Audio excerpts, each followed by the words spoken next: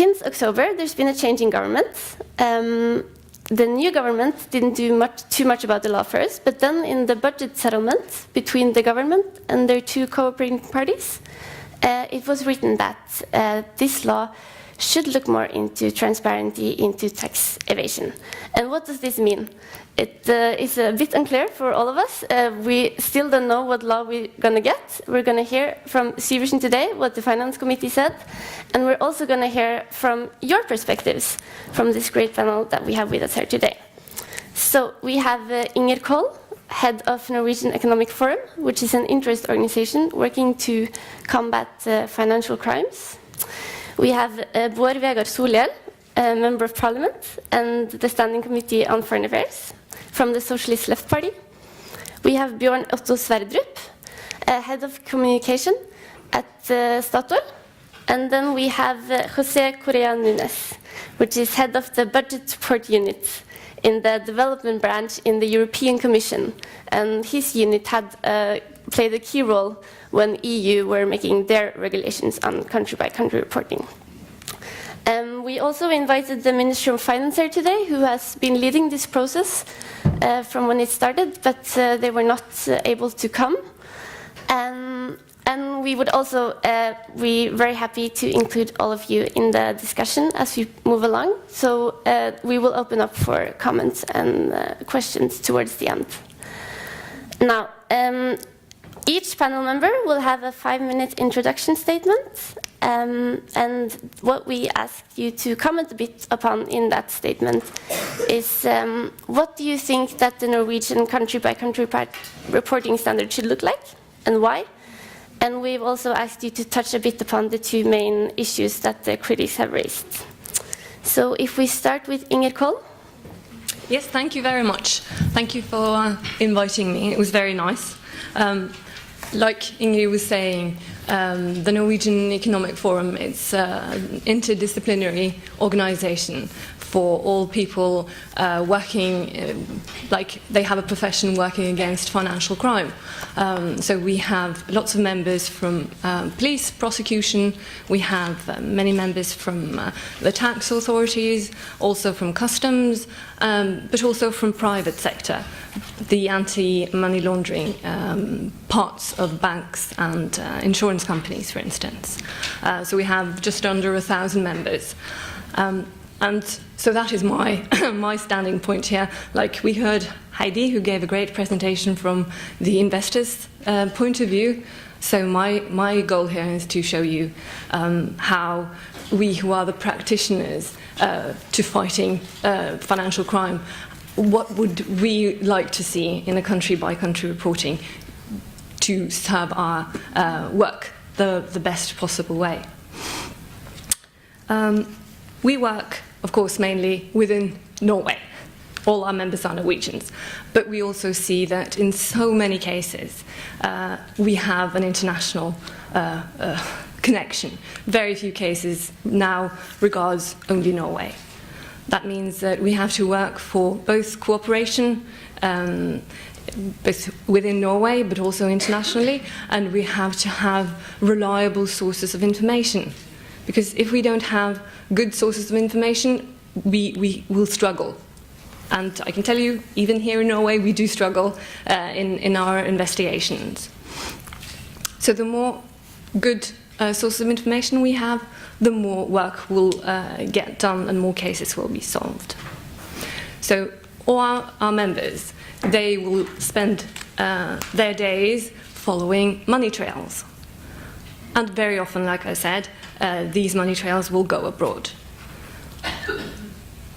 And in this sense, of course, country-by-country reporting would be a useful tool for us, both in regards to tax evasion and also fighting corruption, which we see as very, very important. So when we heard that the Norwegian Ministry of Finance, he was saying, yes, we are going to start working on a country-by-country reporting suggestion. We were, yes, this is excellent. But when, like Ingrid was saying, when the suggestion finally came through from his ministry, we were quite disappointed, really, because we saw that, okay, they have made a law, or they've made a suggestion, for a legal framework which is quite, well, it's quite filled with holes, really. And what is the use of something that looks good on the outside but can be easily penetrated, and you can still trick everyone, really. No, we weren't very pleased with that. Why is it important? Of course, for us, in the fight against economic crime, but like Heidi, for the investors and for the people of the countries who have all the resources, really. So I see that my point of view is not the only one here, but I think it's very important for both tax authorities, corruption hunters, prosecutions as well. And also, of course, for journalists and the media, because there's such a lot of bad press, or the possibility of bad press going around for companies who are acting unethically. Maybe they're not doing tax fraud, maybe they're not just doing a tax avoidance, but having sources of information that they can use as well. I see it's very, very important.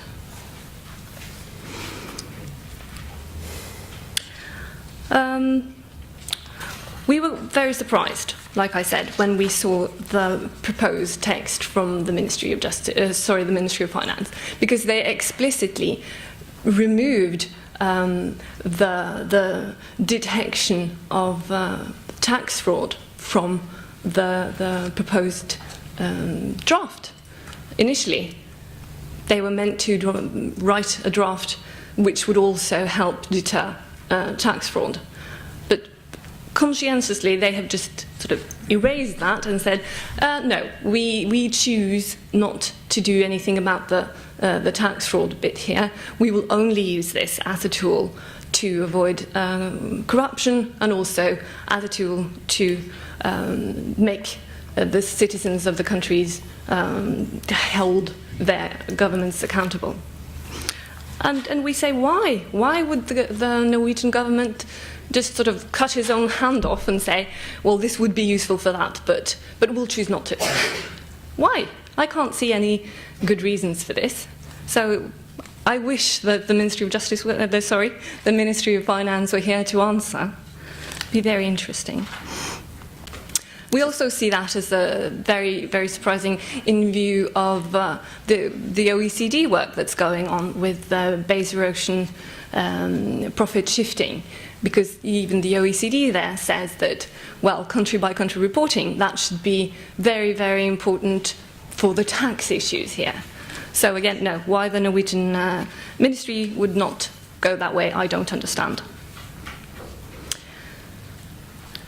Like Ingrid was saying, there was another strange point in the proposition made, and that was the ministry granting exemptions from the reporting obligations when it comes to subsidiary companies who are only having like a supportive role. And those companies will those companies will frequently, at least, be based in tax havens. Why would you want to make an exception for that? It seems perhaps a little bit naive, because that, of course, in deepest effect, could mean that you will have a larger establishment of companies in tax havens and a larger flow of money going that way, because you have given the exception from reporting that kind of money flow. So I can't see why that would be a good idea, really.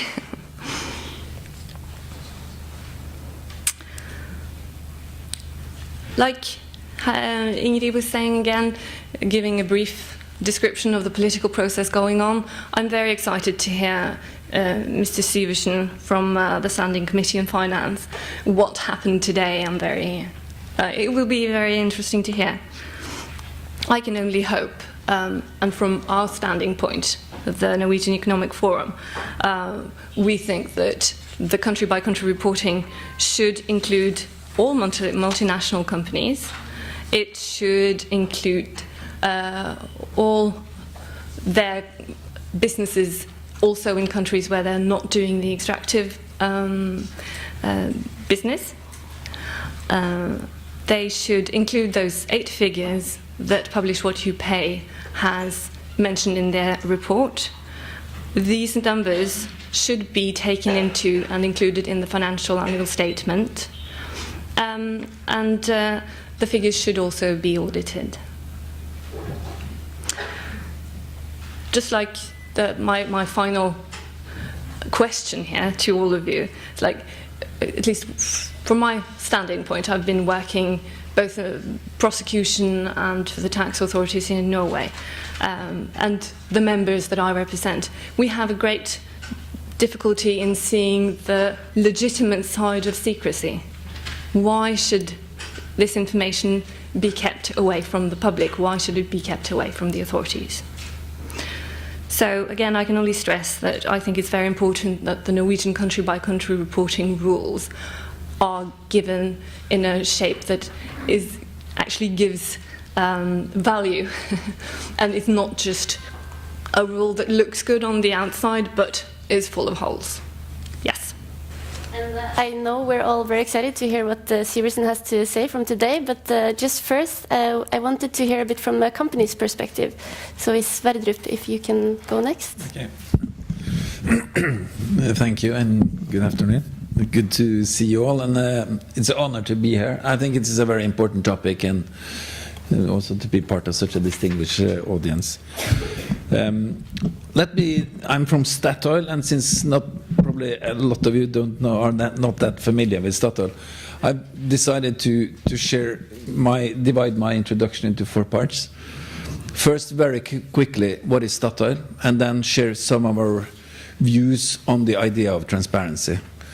And then I'd like to comment upon how we actually practice transparency, and then at the end provide some comments on the legal changes ongoing. And I think none of us should forget that I think there are hardly a place in the world where you could be, where you are now having a more at the forefront of the transparency discussion worldwide.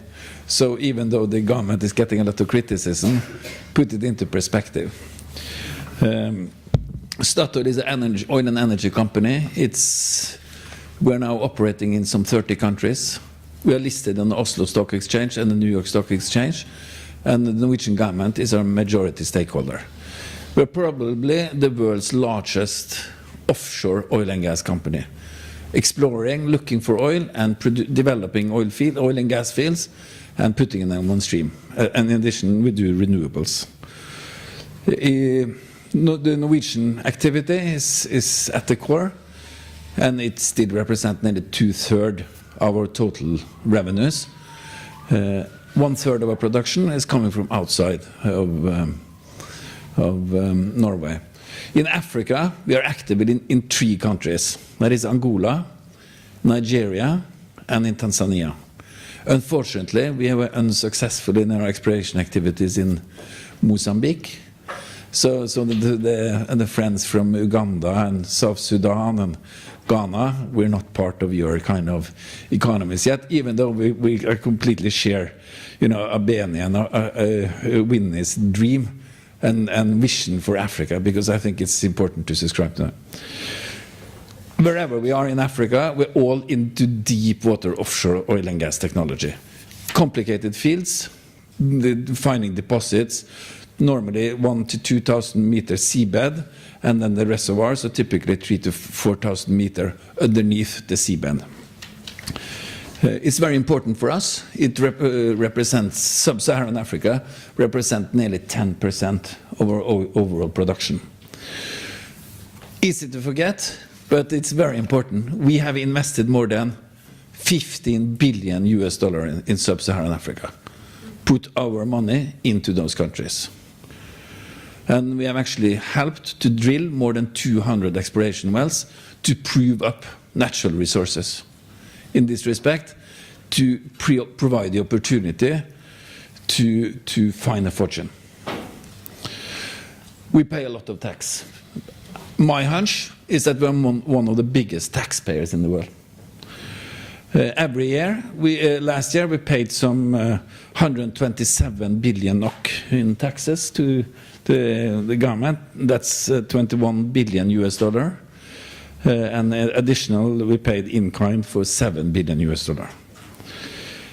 And normally, oil and gas industries are not. Do you know the normal tax rate for oil and gas companies? It can vary between 70 to 90%, depending on the geological risks. And for many oil companies, 2 minutes, it's very difficult actually to avoid taxing because the price is set by quite a transparent price system. Why do we believe in transparency? I just support what was said on KLP previously. I think we fully subscribe to that agenda. And that's why also, since 2004, have reported country by country. We report on revenues in each country. We report on taxes paid in each country. We report on investments made in all countries. So in many respects, we have nearly implemented a lot of the new legislation already. For those of you and it's also part of our annual report, so it's done something elsewhere. It's part of our 20F documentation that we disclose under the US securities laws. Let me, at the end, just add a couple of comments related to the new legal requirements. So, because as a company, we are exposed to both the US legislation, the upcoming EU legislation, as well as the Norwegian legislation. And we have been supportive of all of these developments. However, for us as a company to be the single company to report is always a challenge. So I think in a general note, it would be preferable from a company perspective to have one agreed standard rather than to have very many standards to comply to. That's out of efficiency. Could I just, since there's so much discussions on tax havens, can I just add the comment that we never actively pursue business or investments that's related to what you can call traditional tax havens, Cayman Islands, Jerseys. We don't do that. Okay. Thank you. Fine. Very much. And we just want to go to Nunes also before we head to Syversen to give us a bit the bigger picture and tell us a bit about how the EU process was. Good afternoon. Thank you for inviting us to present the EU experience. Of course, I'm not going to comment directly on the Norway, but I will raise some challenge that we face when we start our process, and maybe this can be some lessons learned on this process that can be useful for the Norwegian process. First of all, let me just explain within the EU how this issue is dealt with, the country-by-country reporting. Because with this, our objective is to achieve two goals. The first one, country-by-country reporting, is an internal market issue. With this, what we want is to improve the way the internal market is working. We cannot forget the EU is made out of 28 countries. Croatia just joined the EU in July. We were 27, now we are 28. So with this, we have an internal market made by 28 countries with different legislation which needs to be harmonized. And transparency and competition and to strengthen corporate governance is an internal market issue and is important. So this is the first goal. And this is why in the Commission, European Commission, the leading service on the country-by-country reporting is our colleagues dealing with the internal market. But there are other dimensions, and the second goal and the second dimension is a development dimension. In the EU treaties, we have a principle, each internal policy that impacts on third countries, particularly on developing countries, we need to make sure there is policy coherence for development, so that this internal policy will reinforce will have complementarities and synergies with our development policy. And this is why my department was fully involved in these discussions, because we are in charge of budget support and public financial management within the EuropAid. So our task, our role, it was to bring the development dimension into these discussions. Of course, there are main actors within the Commission first, DG Market, with deals with the internal market, the development side, our colleagues dealing with the enterprise and also with taxation. And the results, of course, is the equilibrium of these, I will say, main four actors. And after there are the discussions within the European Parliament, and of course with the member states within the Council. So, and what you have now is the results of those discussions. Of course, there were some challenges that are not yet solved. And I hope some participants spoke about the leading role that Norway is playing, and I think we are interesting to see your own proposal. One of the challenges that we faced, it was, should we consider to exclude some countries or not from country-by-country reporting? In different versions of the draft of the country-by-country reporting, there were some exclusions and the other version not. In the end, the decision was not to exclude countries. So country-by-country report should apply to all countries.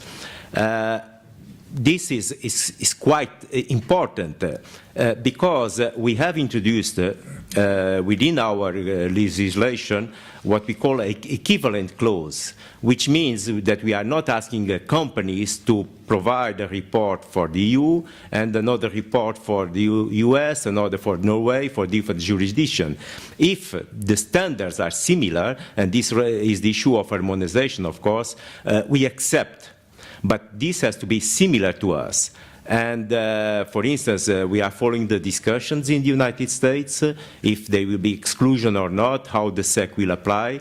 In this case, we have to examine if it will be similar to our standards. If, for instance, there is exclusion, and then a company, of course, will choose the jurisdiction where they can apply this exclusion, and then for us, maybe it will not be considered as similar.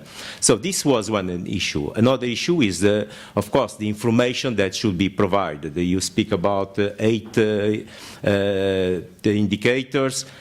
We start also discussing this. We did an impact assessment, and we didn't have enough information to go further in our proposal. But we have introduced what we call a revision clause.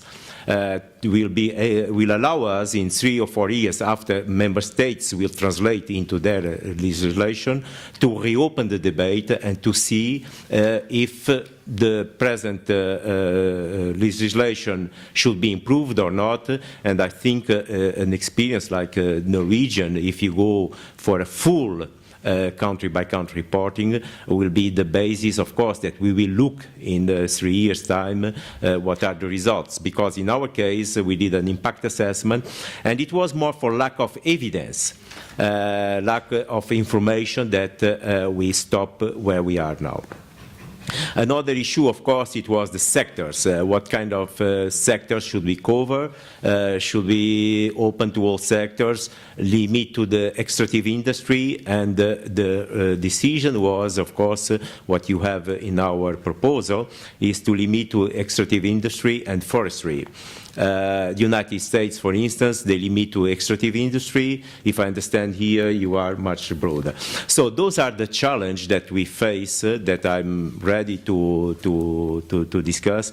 And on development side, just to finish my presentation, of course, the challenge is how to make sure that there is a fair distribution of the globalization. We speak about the benefits of the globalization, but we need to make sure there is a fair distribution of the globalization, and also to help developing countries to increase their domestic revenue mobilization. So this is an important challenge that we want to achieve with the country-by-country reporting or the initiative like transfer pricing.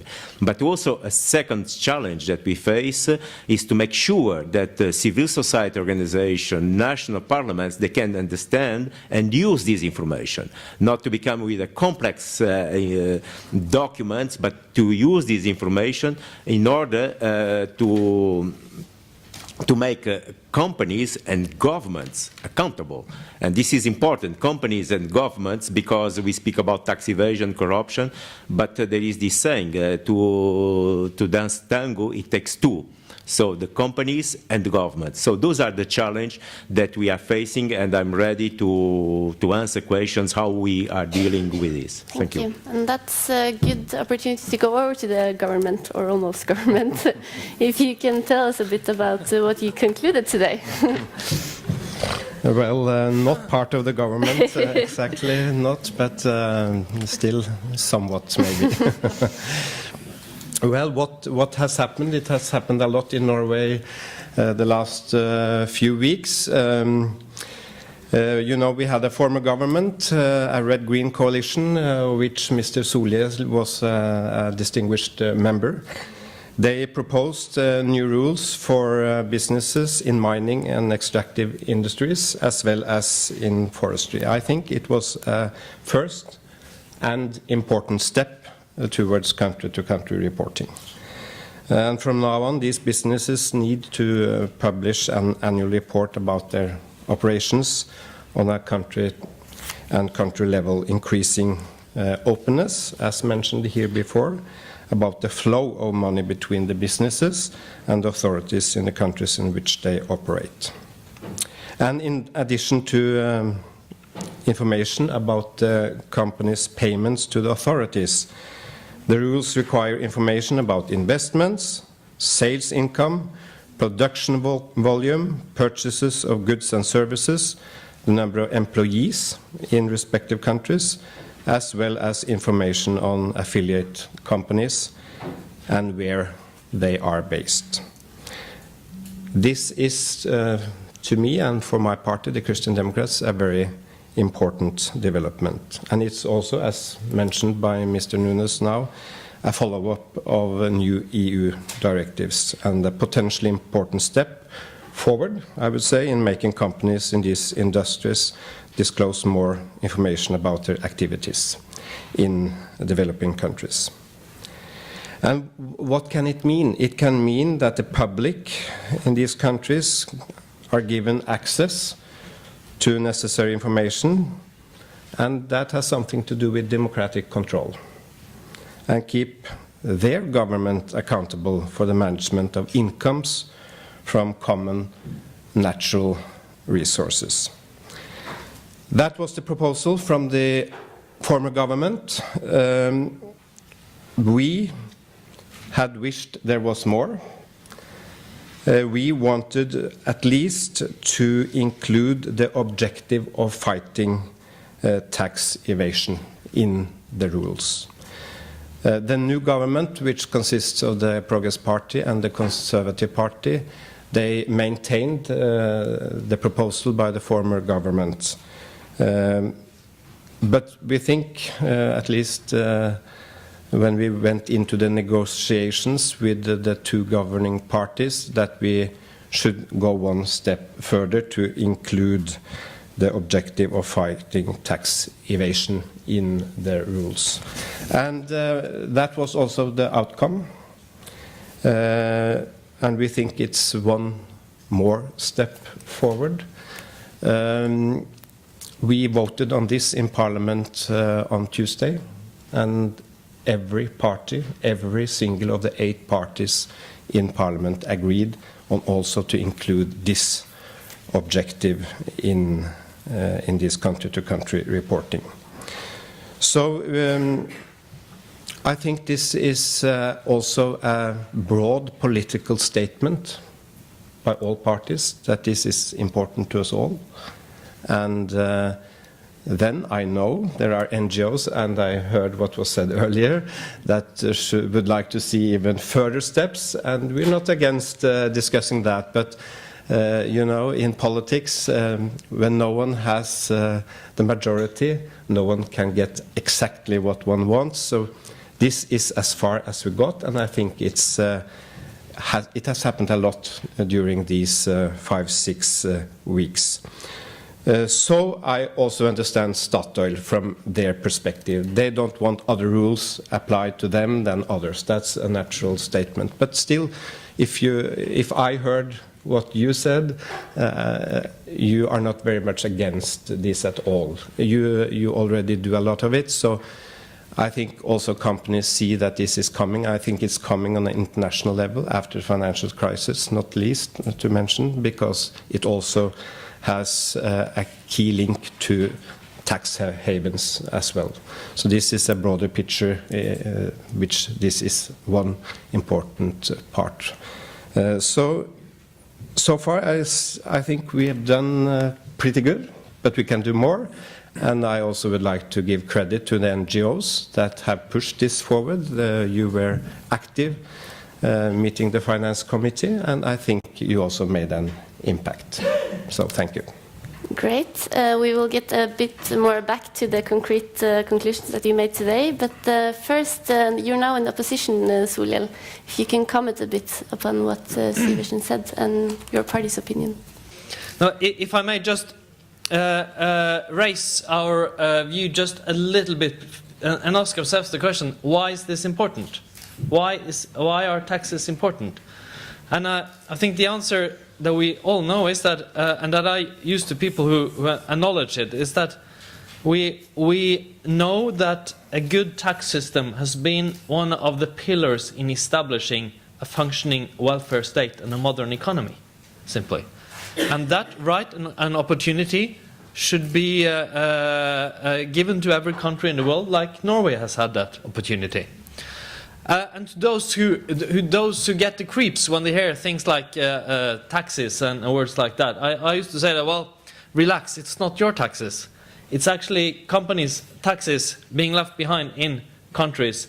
And maybe even in the future, if we do this well, the need for development aid from your taxes could be smaller, because this is a very efficient way of putting into place a good development policy. And country-by-country reporting is extremely important. I also understand the view that many companies take and many others take, that differing rules in different countries is a challenge. But we have to remember that the way the world moves forward, whether be it on climate change, handguns, or on country-by-country reporting, it's that some countries move first. And not so far before the others that it can't be seen, but a little bit, and others see that, well, this is manageable, you know, it's not creating a crisis, and then others come behind. That's almost always the way the world moves ahead. So it's important to do this, in my view. When we put the proposal forward, it was after years of work from Heikki Holmås and Erik Solheim, our former ministers, and the people in the Ministry of Finance. And I have to give especially credit, not only during this 5-6 weeks, but through years, through Norwegian NGOs. It would not have happened without many of you. And this is, I mean, you were saying it's difficult to explain, but it's not so difficult to explain. Because many politicians and many ministers are dead against it. That's the reason. Simple as that. And that will continue. So it's been hard work. And when we put it forward, we knew about one of the challenges, but two others have become more clear through the debate. And the first is that it became clear that we had to include tax fraud in the purpose of the regulations, like you have said, several of you.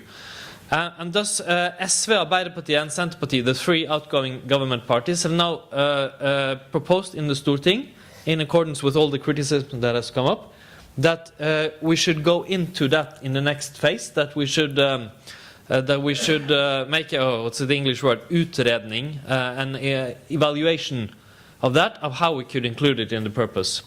The second thing that came forward that was not good enough is the fact that, of course, that not only the companies themselves, but also branches of the companies have to be included in regulations. So we also put forward a proposal on that. And none of those were accepted because we don't have a majority. But I think that both those issues will resonate well with Kristelig Folkeparti and Venstre, and that it should be able to create a majority in the years ahead to improve the regulations even more. And then there's, of course, the third thing that we knew. We now introduce this to quite a few sectors. It should, in due time, be introduced to every sector of the economy. But that we knew, this is a start. That will have to follow.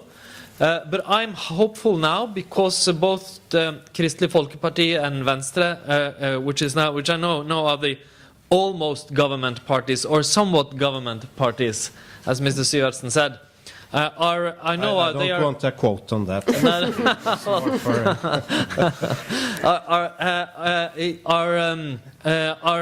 Have been engaged in this, and they did a job on that. And I also know now that all the three government parties, we are serious about this. We started the whole thing, worked a lot with it, and we are going to improve it in the years to come. So I think this is a good start. I agree. That was first done by the former government. And the Kristelig Folkeparti and Venstre have followed it up. But there is work to do. And don't think that it will happen by itself, because there's a lot of resistance against it. So it will have to be followed up from Parliament. Great. So maybe we can discuss this a bit more. And I know you have to leave sooner than others, so if we can start with you a bit. What does it exactly mean for all of us others here that you put back tax evasion as a purpose in the law? Well, I think that would mean that the government that's now going to make this operational must take that into account, which we will, I'm sure, along with others, NGOs here not to mention, will follow up how that actually will be applied by the government. So that's a work ahead for the government, and we will see how that turns out. But there are people against it, and it must have been so since also the former government, which had a majority, did not propose a more wide legislature than they did. So obviously we have some obstacles somewhere. But I agree with Mr. Solhjell. I think basically on the principles there is a majority in the Parliament to look into further enlargement of this proposal. But I think we did quite a good job. That's not possibly good to say about oneself, but still, Progress Party isn't the party that usually is too much into these kind of objectives. So, but we came through, and I think the foundation now is there. And of course, what will happen in EU, we know how it works in the United States, and I think this is an ongoing debate internationally as well, and that will also be part of our discussion. So we will see whether we can broaden it. But could this mean that it will be a requirement to include all countries? Is that what? In the future, I wouldn't expel that opportunity or even make it happen for all businesses. But not for now. The law that is. No. Now we have done the deal, so we can't go any further than that at this point. But this is one budget, and this is something we also can discuss, and perhaps preferably without having it into a budget debate, because this is much broader, much more wide discussion than to be a part of an annual budget, really. So I would not exclude that possibility at all. Okay. Sverdrup? Yeah, could I just make a comment, because you raised some questions whether we were actually supportive of the idea of transparency and reporting. And just to make that very clear, we have fully embraced the idea of reporting. Actually, we went ahead and did it voluntarily earlier than you had the legislation in place for many years. The reasons, well, we think it's fair, and it's very important to avoid and stop corruption, to fight corruption. We fundamentally believe that transparency is probably the most powerful vehicle to combat corruption. In addition, I think it offers an opportunity to improve the dialogue on mismanagement of funds. I think it's a very important debate. But a question... Could I just complete this? And so our transparency, I think Transparency International named us the #1 transparent company in the world last year. In the report, you can see that we paid $6 billion in taxes to Saharan Africa last year. I'm saying it because there is no report where you can find what other companies are doing. And probably, that's why I say, where should we now direct our attention? Probably you need to balance the efforts between having further deepening of the report, or to bring more companies out into the light. But a question to you then, because I know that in the hearing proposal, Statoil recommended that country-by-country reporting should only be voluntarily and not an obligation to companies. Is that... I'm not aware of all the details. What I just take as a matter of fact, we have to comply with US regulations, EU regulations, and Norwegian law. And now it's a law that we need to comply with this, and problematic. In addition, Dodd-Frank, of course, will challenge us to also report on project by project. I think there has been some concerns that you will add a lot of kind of bureaucracy and quite complicated tactical arrangements to be able to fulfill those requirements. But of course, as a company, it's not a discussion for us whether we would comply. We need to comply to the laws. Exactly. Yeah. No, I'm very happy to hear this, but I think you also are right that the proposal was not too well received in the beginning from Statoil, and also statements made after the deal was made in Parliament from Ms. Solbakken, I think her name was, from Statoil. Had a slightly different view, but I'm very happy if the case is that we now agree on this. And as Statoil is a major economic power in the business field, then it's also a very important message to other businesses when such a company says so. So I'm very grateful for that. Solhjell had a comment. I also remember very well, of course, that Statoil were quite critical in the hearing. But if their attitude now is that, okay, now these are the regulations, we'll comply, let's... I think that's a good attitude. That would be really a good thing.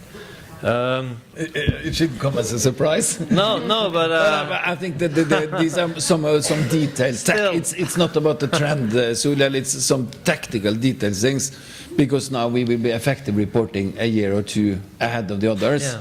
So would we need some time to be able to create the books right? So it's a big ship that you need to maneuver. Yeah, so and I'm giving you credit for the maneuvering, yeah. Which is good. But what I wanted to say a few words about was what's going to happen now, and this is mostly maybe to the NGOs and also to Syversen, because I don't think this issue is not finished now. It's starting now, really, because now it's going to maybe be made operational, and you have to follow that process very quickly and very closely. Remember that many of those who are working with it will be very skeptical to moving too much ahead of what are the international regulations. The ideology of you have to do the same everywhere is very strong among many of those. And secondly, even though what does it mean to include tax evasion or tax fraud in the purpose? It's not very clear. So I think also that Syversen and KrF and Venstre should watch on that, like we will. And I think also it would be natural to claim that some kind of white paper or other document to Stortinget should be put forward. It could be in a budget in the future. It could be in a different kind of document, because then it will keep Stortinget in the loop, so to speak. and give, for instance, you more influence and us more influence on it in the future. And then, if you look 2 steps ahead, of course, the issues of how to make it valid for all companies and for all suppliers to the companies will be very important. But that will be, well, not the next step, but the step after that. Yeah, thank you. Thank you. And just to turn a bit back to you, Inger Coll, now you heard what the conclusion from the Standing Committee on Finance was. What do you think of the result? Are you happy? I'm pleased. It was a very nice surprise, and thank you, Mr. Syversen, for that. It's excellent work. Still, I'm sad to hear that the suggested corrections made, or the suggestions made by the Socialist Left Party on those 2 issues that we discussed earlier, that they were not given priority as well here. It will be exciting to see what will be the essence of putting tax avoidance back into the proposition. In one sense, you could hope that you can't really put the tax avoidance into the proposition without then going into those 2 exceptions and those 2 weaknesses, because they are so closely linked. So that would be my hope that, okay, if the Ministry of Finance takes this to heart, they will have to look into those 2 issues as well. Keep my fingers crossed, at least. My other question I wanted to ask Mr. Nunes, isn't it in the EU Commission? I think there was a meeting in May or June, I think, where it was discussed country by country reporting for all kinds of businesses, not just the extraction industries. Is that correct? That you have the vision of including all kinds of industries? Or perhaps I am misinformed. No, okay. What we have approved and is already published in the official journal is country by country reporting that will apply to the extractive industry and forestry.